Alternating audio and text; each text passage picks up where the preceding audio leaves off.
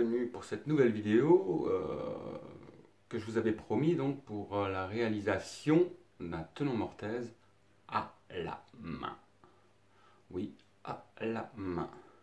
Donc, pour ce faire, on va utiliser donc les techniques de traçage que j'avais donc, qui sont présentes dans les précédentes vidéos.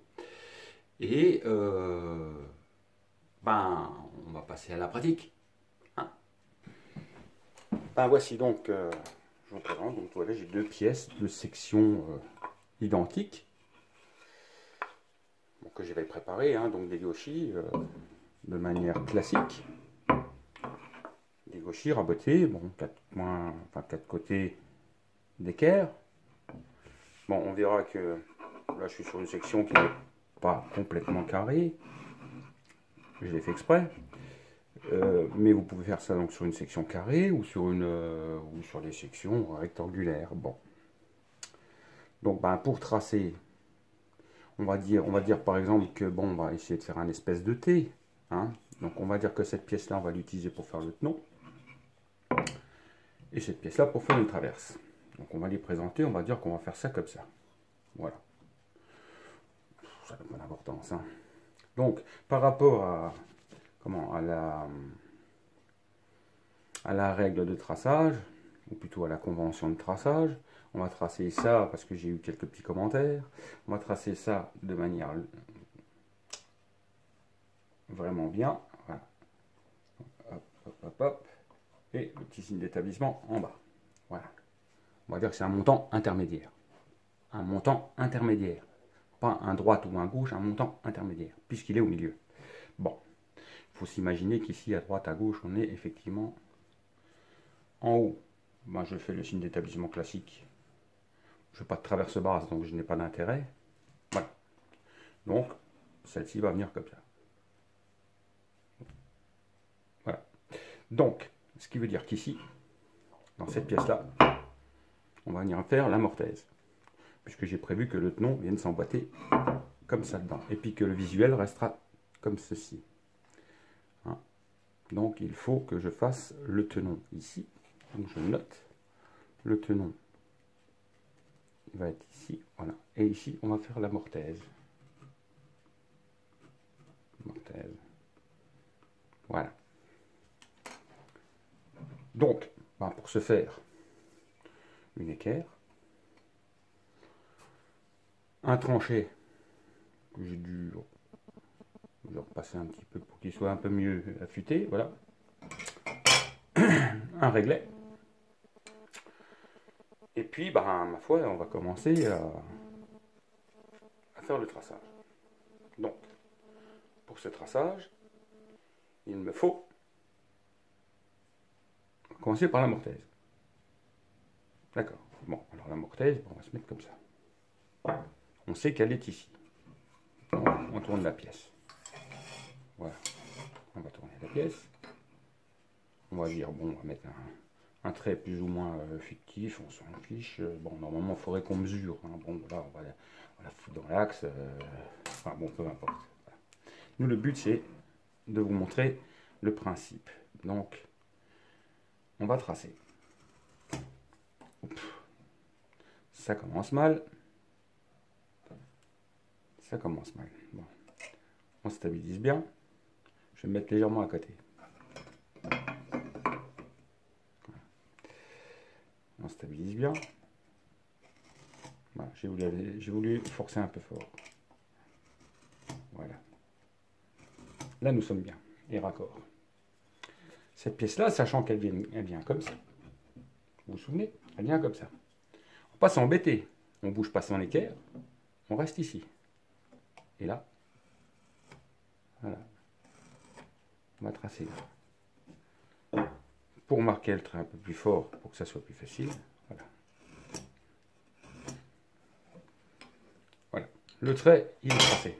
Sachant bien sûr que ça, c'est mon erreur de départ. Bon. On a une mortaise qui va venir ici, dans l'axe. Je vais la tracer avec le crayon de papier. Voilà. Voilà.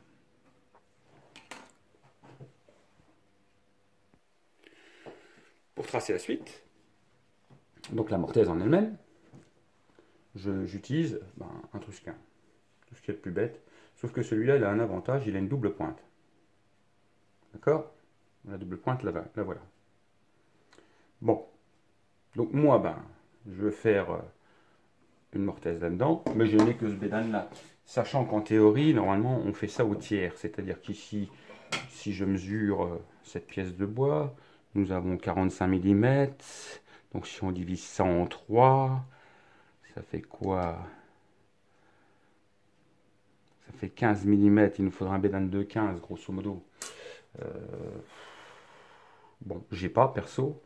Donc je n'ai que cette espèce de bédane que j'ai essayé de récupérer parce que bon, je vous avoue franchement que je n'en fais plus beaucoup. Hein. Enfin, j'en fais même plus du tout. Je fais tout à la machine. Donc ça, c'est un vieux bédane que j'ai récupéré de je ne sais où d'ailleurs. Il faudra que je lui refasse le tranchant pour l'ASO. Donc écoutez, on va prendre sa largeur. Sa largeur correspond en fait à ça. Donc on va régler. Pas s'embêter, on va construire. Voilà. J'aurais pu la mesurer. On peut la mesurer. Avec un petit réglet, ça va très bien. Mais c'est vrai que voilà. Donc au réglet. Nous sommes à 11 mm. Tiens, il est un peu bizarre ce truc, mais bon. Oui, c'est ça, on est à 11 mm. Donc écoutez, 11 mm, on va les déduire de là. Okay, donc nous avons 44 moins 11, ça va nous faire 33. 33 qu'on divise par 2, ça fait 15,5. Donc écoutez, là on va tout simplement se mettre à 15,5 de l'intérieur. Voilà. À peu près, on n'y est pas à 15,5. Mais vous allez voir que de toute façon, ça n'a pas une grosse importance. Je vais vous expliquer pourquoi. Parce que là, vous avez un signe d'établissement. C'est ce qu'on appelle la surface de référence numéro 1. SR1. SR1. Elle vient compléter en fait ma vidéo de traçage. SR1, c'est ça. SR2 va être l'endroit en général où on fait l'assemblage. SR2. Voilà. Et ça, c'est la SR2 en fait, et la surface perpendiculaire à SR1, qui est en général d'équerre, sauf cas particulier. Et le bois de bout là s'appelle SR3, surface de référence numéro 3. Voilà, vous n'avez que 3 surfaces de référence sur une pièce. Voilà. Bon, donc on prend le Trusquin, on se met du côté de la surface de référence 1, symbolisée par le signe d'établissement, et là, on trace. Voilà. On trace, on n'est pas obligé d'aller plus loin que le trait. Voilà, on trace. Bon, j'exagère moi. Voilà. Donc maintenant, vous allez avoir le tenon à tracer, qui lui arrive ici. Donc le principe, lui, va être le même.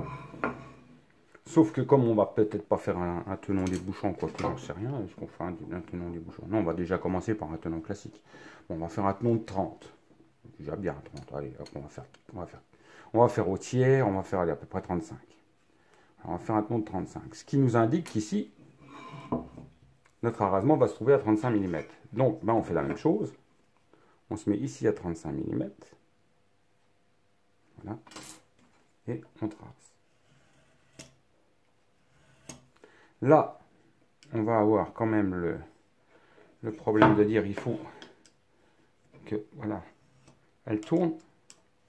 C'est obligatoire, puisque les arasements, ils vont suivre un petit peu partout. Voilà. Donc je me remets, vous savez, maintenant vous savez tracer, donc je vous passe l'épisode. Je vous passe l'épisode du traçage, voilà. On tourne. Bon. De toute façon, vous savez comment il faut faire. Si vous avez une erreur, quand vous retournez comme ça, c'est ou votre équerre qui est fausse. Bon, moi j'en doute quand même un peu. Voilà. Donc oui, j'ai fait un peu... On va dire que je suis un petit peu un apprenti. Et puis, sur une mortaise, je fais un grand trait en plein milieu avec deux petites flèches comme ça. Voilà, pour être sûr que ça doit dégager. Alors vous prenez une craie rouge, une craie bleue, peu importe. Il faut que ça soit visible. Voilà. On va passer donc à l'exécution de cette mortaise et de ce nom. Bon ben nous allons attaquer donc ce petit assemblage. On va voir la préparation des outils. Donc il vous faut un bédane. Et comme je l'expliquais, c'est pas le meilleur que j'ai, hein, mais bon on fait avec. Et puis on voit quand même. C'est perfectible, hein, c'est une vieillerie que j'ai trouvée, donc c'est pour le cours. Donc il nous faut un bédane, il nous faut donc un maillet assez lourd, parce que bon, le problème d'une mortaise à la main, c'est que, vous voyez bien, pour enfoncer ça, il faut quand même avoir quelque chose qui tienne la route.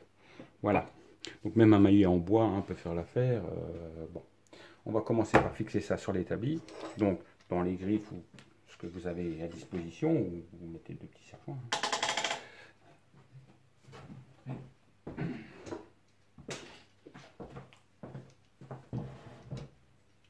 Voilà pour les deux petits serre-joints. On va faire ça comme ça.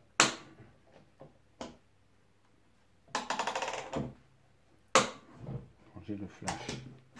J'ai mon flash qui est enclenché. Je ne sais pas pourquoi j'ai mon flash qui est enclenché. Est-ce que c'est nécessaire le flash là-dessus?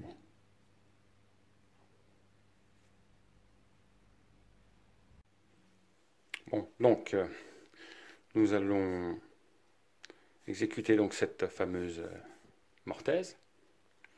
Donc pour ce faire, un bédane. Et alors, ce qui va être le plus compliqué dans cette petite leçon là, vous voyez mon tenon, enfin ma mortaise n'est pas tout à fait centrée, hein. Bon, ça n'a aucune espèce d'importance, c'est justement ça va vous expliquer le SR1, le SR2, le SR3, à quoi cela peut servir, enfin, surtout le SR1. Bon, la surface de référence numéro 1. Donc voilà, le plus dur, ce qui va être le plus compliqué dans l'exécution d'une mortaise comme ça, c'est de ne pas partir en biais dans le sens là, ou en biais dans le sens là, ou encore comme ça, ou encore comme ça, bien que ça n'est pas franchement une grosse importance dans ce sens-là, mais par contre comme ça, si vous voulez rester bien parallèle, c'est quand même un peu plus compliqué. Donc il y a une petite astuce qui va consister à utiliser l'outil, mais en vous mettant légèrement à 45 degrés par rapport à celui-ci. Donc voilà, vous vous mettez légèrement à 45, et là, vous vous placez entre les deux traits. Donc aussi d'où l'intérêt de ne pas tracer votre tenon avant, parce qu'il va être tributaire donc de votre coup de bédane. Hein, en fonction de l'endroit où vous avez frappé, voilà, vous risquez de ne pas être aligné si vous exécutez, si vous faites le même tracé que la mortaise. Hein. Donc en général, on reprend les cotes directement sur la mortaise une fois que celle-ci est exécutée à l'aide de notre Etrusquin. Enfin, moi, je fais comme ça, je sais que personnellement, ça me marche beaucoup mieux. Voilà. Donc, je vais vous expliquer maintenant la frappe. Donc, je me tiens à 45 degrés. Je frappe. Je me tiens bien loin du trait. Voilà. Je reprends. Je me mets toujours derrière. Légèrement. J'espère que vous voyez bien. Et je dégage le copeau. Voilà. On refait. Voilà. Et on dégage le copeau.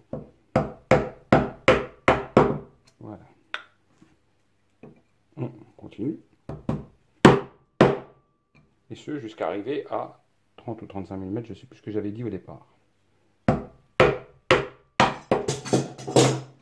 Et ce que je craignais arrive, n'est-ce pas? Les petits serre-joints là sont pas formidables. Est-ce qu'on voit bien? Bon, je me tiens un petit peu de travers là, du coup, c'est un petit peu plus compliqué pour moi parce que je ne suis pas du tout à main. C'est pour que vous puissiez voir. Il me faudrait une caméra qui soit mieux perchée. Enfin, vous comprenez l'idée. Donc vous vous tenez bien à 45 degrés hein, par rapport à lui. Voilà. Et là, vous pouvez faire... Voilà. En général, on essaie de le sortir comme ça, le copeau. Voilà. Et ce, bien sûr, par moitié. C'est-à-dire que vous allez faire ce côté-ci.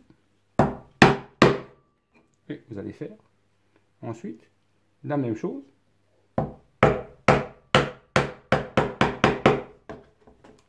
Et de l'autre côté. Le but étant de ne prendre le minimum d'épaisseur de bois. Plus vous allez prendre épais, plus ça va être compliqué.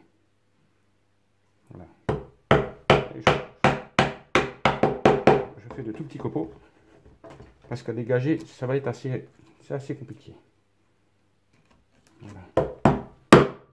Ce jusqu'à 35 mm de profond, bien sûr.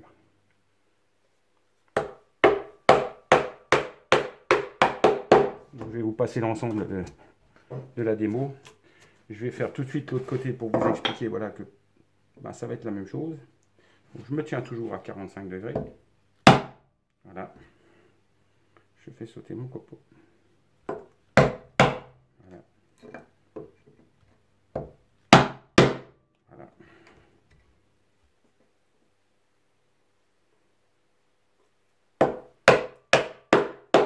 Voilà. Ainsi de suite. Voilà.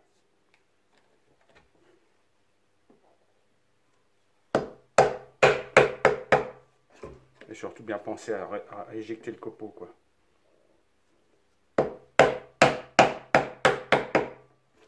Voilà.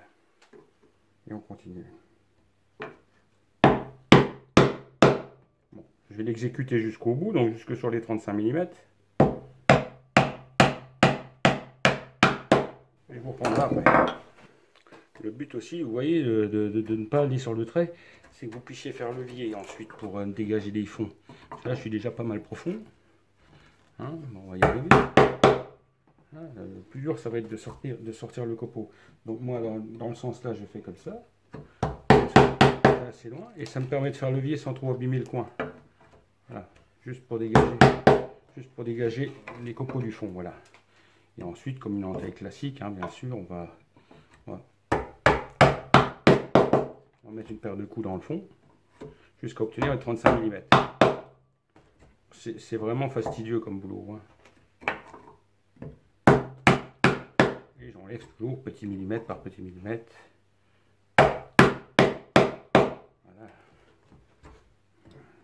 C'est pas évident à sortir. Hein, les derniers morceaux, c'est pas ce qui est le plus simple à sortir.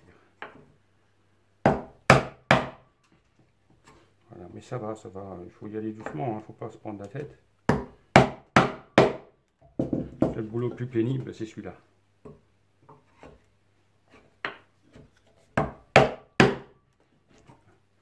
Vous allez comme ça jusqu'au bout, en enlevant millimètre par millimètre. Voilà. Ça c'est pour dégager le copeau hein, jusqu'à sa fin.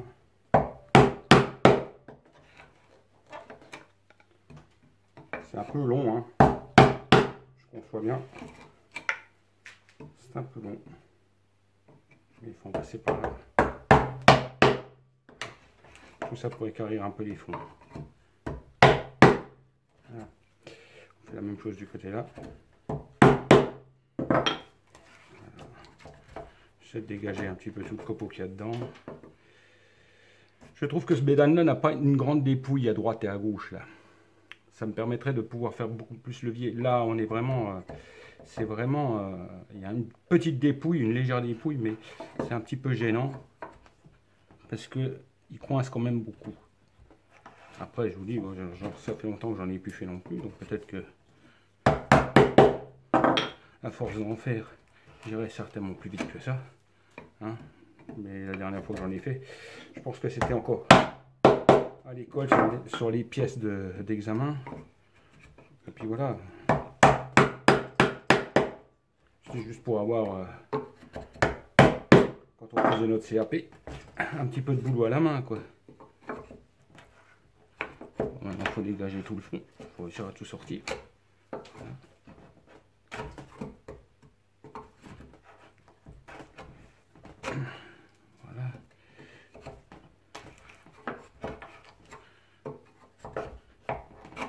Voilà.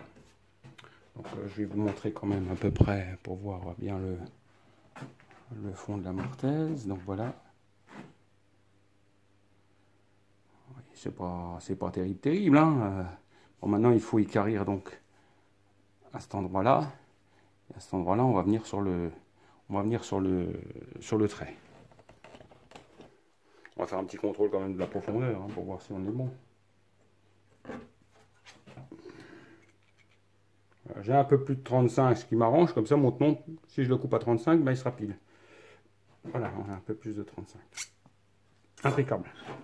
Donc maintenant, on va faire une descente toute droite, en se mettant exactement sur le tracé.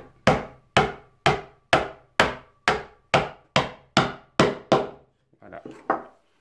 Voilà, je l'ai descendu celle-là. Je vais descendre celle-là bien propre, pareil. Oula. Celle-là n'est pas parfaite.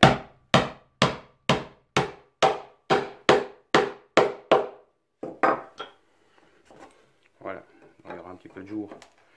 Bon, le truc, c'est que vous pouvez faire ça beaucoup mieux, hein, plus proprement. Ça, c'est, je vous dis, à force d'en faire, vous ne pouvez que vous améliorer. Mais bon, moi, c'est pour vous montrer le principe, et surtout, que vous ne soyez pas déçus, que vous ne démoralisez pas tout de suite, quoi. Voilà. Donc, bon, écoutez, c'est quand même pas si mal que ça, hein.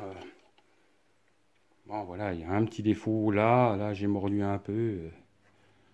Bon. On va dire que c'est quand même pas mal. Voilà. Donc, une fois que ça c'est fait, voilà. Au début, on a tracé SR1. Donc, voilà. Sur cette pièce-là, maintenant, on va tracer le tenon. J'ai déjà dû le tracer au départ, mais c'était une grosse bêtise. Voilà. Donc, je me mets sur la surface SR1. La table va sur la surface SR1.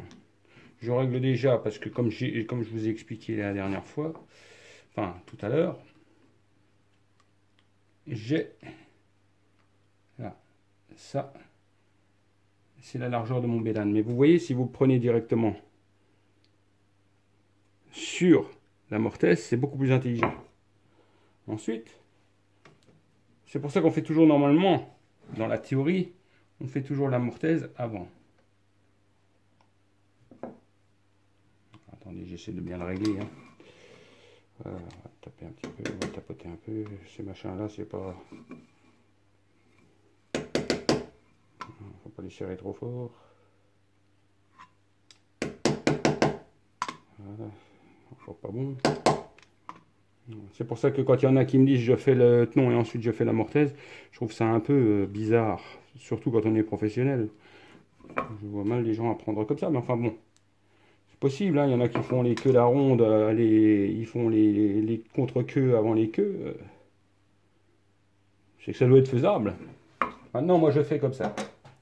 Voilà. Donc on va pouvoir prendre, SR, un de celles-ci. Bah écoutez, je vais peut-être la refaire celle-là un petit peu plus propre, parce que je vais peut-être m'emmêler un peu les pinceaux, oh, quoique. Voilà, donc on va prendre, j'ai dû mettre, je sais pas, ma craie rouge, elle est là. Voilà. Donc, bah écoutez, on avait ça comme ça. On a ça. Mais il est pas là, mais non, il est là. Là. On avait celui-là comme ça. Voilà, j'avais déjà fait les 35 en fait. Bon, et du coup, là, voilà, il faut qu'on marque ici.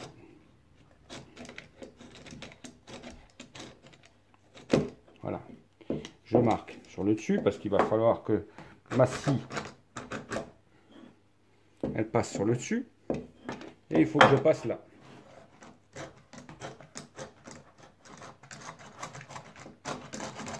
Voilà. Voilà dans les grandes lignes.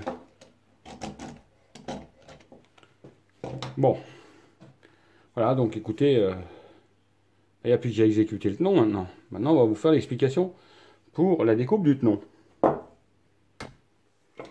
Donc, bon, c'est encore un peu brouillon mes vidéos. Hein, j'essaye de d'être concis, le plus concis possible. Alors il se peut que j'ai des oublis ou que je passe une étape, parce que bon, j'ai tellement l'habitude. Ne m'en tenez par rigueur. De toute façon, bon, au fur et à mesure des exercices, ben, je pense que je vais m'aguerrir un peu, et puis je vous donnerai vraiment des compléments. Hein. Il y aura peut-être des petites astuces que vous apprendrez. Là, on fait le théorique. Une fois que le théorique est acquis, on verra pour la suite. Par contre, au niveau de la découpe, ça va être un petit peu plus délicat parce que je n'ai que...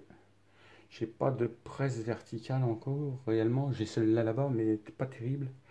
Donc, je vais couper avec le Moxon. Je vous refais la vidéo tout à l'heure. Donc, voilà, j'ai repositionné la caméra un petit peu mieux. J'espère que c'est surtout pour que vous voyez bien. Donc, j'ai essayé de faire ça le mieux possible. Voilà. Donc, pour les besoins du film, bah, ce que je vais faire, je vais tout simplement passer un coup de crayon dans la gorge réalisée avec l'Étrusquin. Mais bon, vous saurez que normalement, ça c'est complètement inutile, hein, ça sert strictement à rien. Hein. Voilà. Et puis donc l'appareil. Voilà. Je leur refais l'appareil, voilà. Et l'appareil, bien sûr, on le fera de l'autre côté, peut-être par retournement, on verra bien.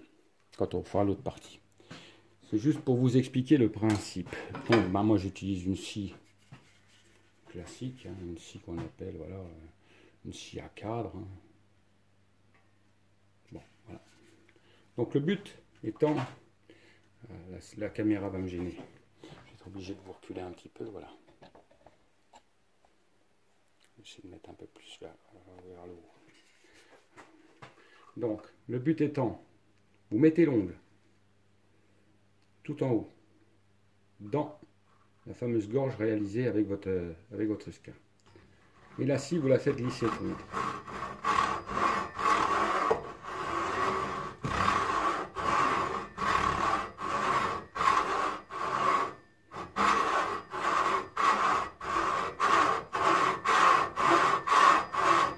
Voilà, là je suis bien, donc, dans la fameuse gorge. Ok? Je suis ni à droite ni à gauche, je suis bien dedans. Je descends, grosso modo, comme ça, sur quelques millimètres. Je maintiens le dessus de la lame parce que c'est quand même mieux. Elle évitera de sortir. Hein. Bon, c'est pas une nécessité, mais moi je fais comme ça parce que j'ai cette lame-là. C'est vrai que si vous utilisez une scie à non classique, un petit peu... Nous en Europe, on se sert beaucoup des scies à cadre. Bon, maintenant, c'est vrai qu'on est un petit peu... Bon, outre-Manche, si vous voulez, ben, les anglo-saxons, tout ça, ils travaillent plus avec des scies à dos. Bon, enfin bref, voilà. Le principe est le même, hein, vous pouvez laisser votre doigt là, puis après vous avez une lame qui fait, par exemple, 50-60 cm, n'utilisez pas que les 10 cm de devant. Hein. Voilà, vous utilisez toute la longueur, et là, depuis le devant, vous descendez, mais vous descendez derrière, vous ne descendez pas devant. Enfin, vous descendez pas derrière, vous descendez juste là devant. D'accord? Et vous utilisez toute la longueur de la lame de scie. Voilà. Je le fais doucement, hein, c'est pour vous montrer. Hein. Voilà. Une certaine fluidité dans le geste et vous essayez de rester toujours bien perpendiculaire.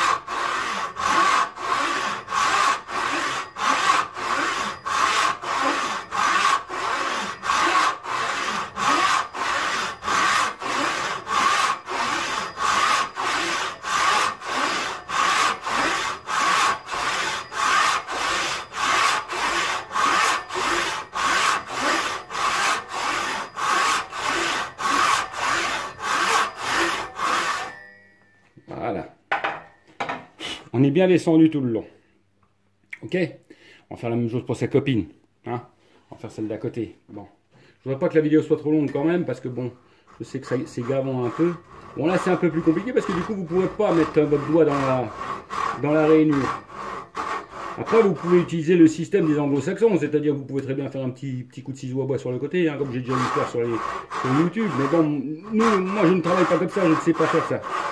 Voilà, j'ai toujours eu l'habitude de travailler un petit peu comme on m'a appris. Donc on va faire comme ça. Voilà.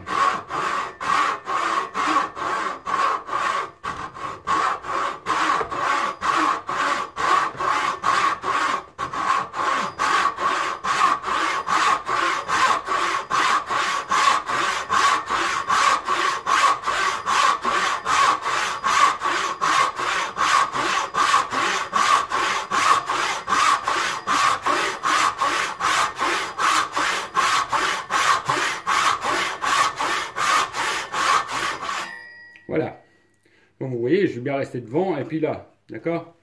Bon. Je sais que c'est pas évident, hein. Je vais pas vous demander non plus de faire des... Voilà. Bon, maintenant, on va de l'autre côté. Logique. Nous avons fait un premier côté, on va faire le second. Hein, d'accord? Bon. Là, les deux petits traits, bien que vous ne le voyez pas, je pense pas que vous le voyez. Mais bon, peu importe. Voilà. Et là, bah, vous refaites pareil, surtout vous ne descendez pas derrière. Parce que vous ne pourriez pas guider la scie. Donc vous descendez tranquillement, toujours avec un geste fluide et mieux. Voilà.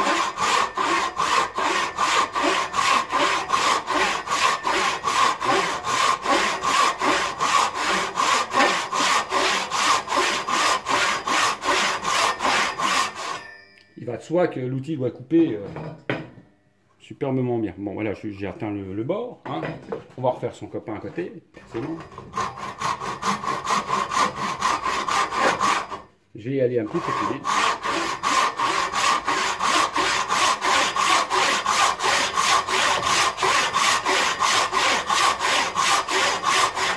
Voilà. Maintenant, ce que je fais, je vais juste la remettre droite pour les besoins de terminer. Et là, bah maintenant, vous n'avez plus qu'à suivre. La lame va suivre toute seule derrière et dedans.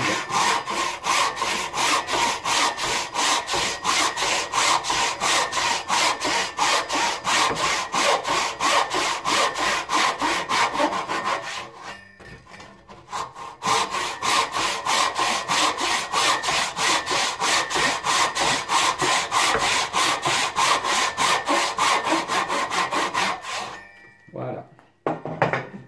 Alors, quels que soient les ouvrages que vous ayez à scier, comme ça, bah, systématiquement, vous utilisez un peu la même technique. Hein. Vous faites pas, vous descendez pas devant et puis vous descendez derrière sans voir. Visuellement, voilà, c'est pas très... Enfin, je pense que c'est pas la meilleure des solutions. Maintenant, chacun fait comme il veut. Moi, je vous montre la technique qui marche. Bon, maintenant, on va s'occuper effectivement de couper les arrasements. Il faut qu'on essaie, puis ce sera le moment de vérité, on essayera. Eh ben, allons-y pour un coup. Hein. On va tâcher de scier ça le plus droit possible. Donc, comme je vous expliquais tout à l'heure, hein, personne ne vous empêche de prendre votre ciseau et de faire un peu comme les anglo-saxons, de faire sauter le bord. Si vous ne vous sentez pas, voilà. Hein, vous enlevez un petit bout. Bon, j'ai déjà vu faire, alors... bon, je ne fais pas, mais bon. C'est peut-être mieux si vous apprenez, bon, bah, essayez de mettre... Vous pouvez mettre une cale dessus, hein, vous pouvez aussi faire... vous posez une cale bien coupée d'équerre comme ça sur le côté, ce qui va guider forcément votre scie le plus perpendiculairement possible. Bon, moi je vous montre comme je fais d'habitude. Bon, ça ne sera pas forcément parfait, mais c'est pour la leçon. Je vous explique que ça, personne ne vous interdit d'utiliser ce système-là. Hein. Surtout pas moi. Hein. Faut faire tout ce qui va pour. Voilà. Moi, nous, on a toujours, on a toujours privilégié la rapidité. Donc, bon, je suis pas forcément rapide comme ça, mais quand vous apprenez, voilà, on vous dit qu'il faut être rapide. Donc, vous faites pour que vous soyez rapide. Donc, je règle ma scie. On s'attaque à la suite. Voilà. Zoom. Alors, attends. Et je vais repousser un petit peu, parce que sinon, on va avoir une collision.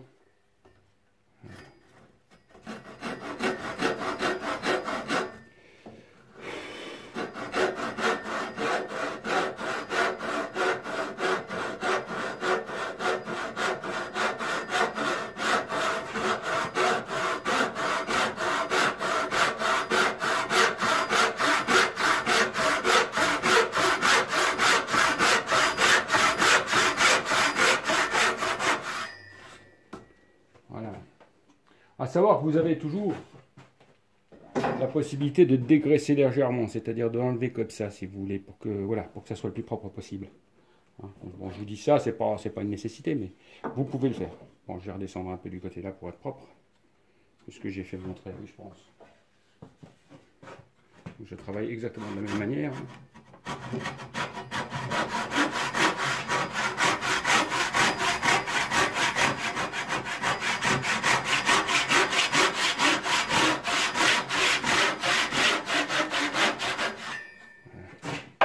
Pas dû traverser tout.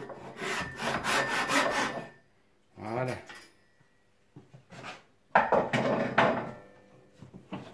On voit bien le sens de la coupe, vous voyez? Une première coupe, la seconde coupe, et ensuite la finition entre les deux. On voit bien. Bon. Écoutez, on va faire le deuxième arasement. Hein. Alors, en aucun cas, je fais un concours pour que ce soit le plus parfait possible. Attention, hein, loin de là, ce n'est pas dans mon esprit pour l'instant. Hein, c'est juste une leçon. D'accord? Parce que je vois bien arriver les gens. Oh ouais, mais dis donc, t'es un pro, puis tu fais ça comme un salaud. C'est encore pas impossible, mais non.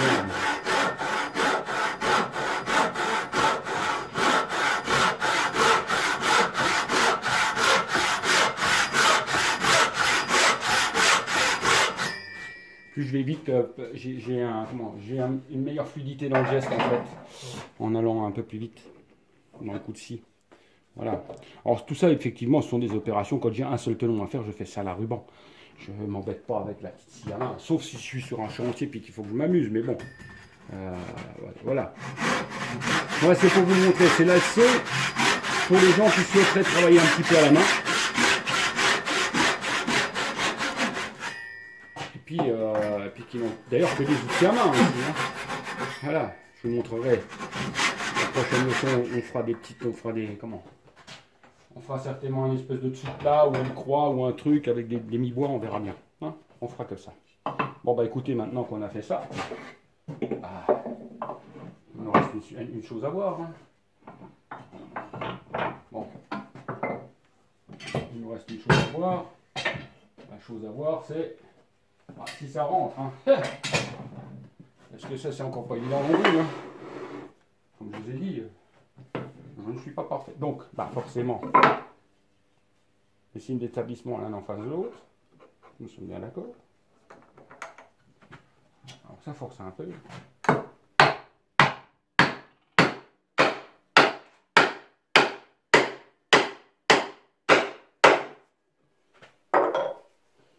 Écoutez, je suis mécontent.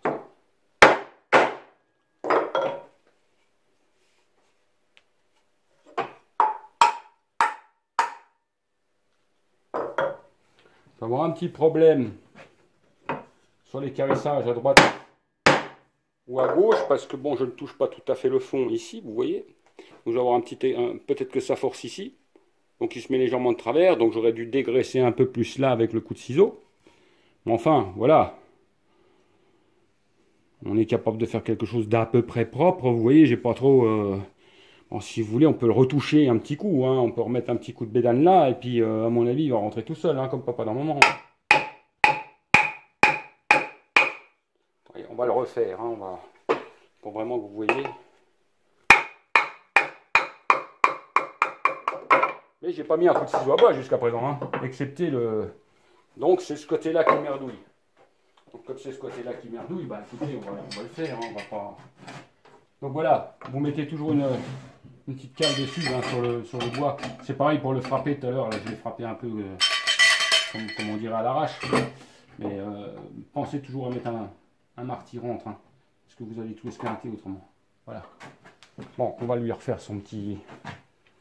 On va le redescendre là propre. Et à mon avis... Voilà. On va redescendre encore un petit peu.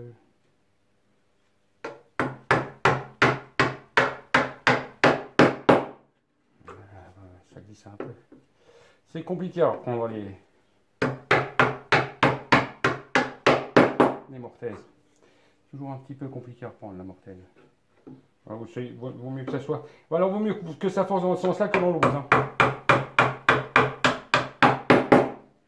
Et une mortaise, elle doit forcer dans ce sens-là, mais jamais en épaisseur.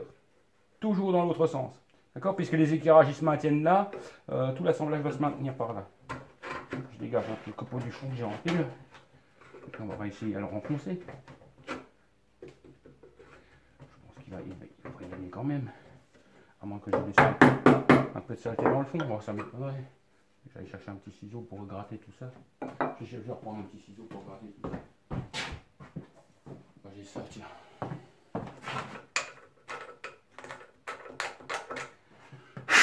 Voilà. Puis on va le réussir.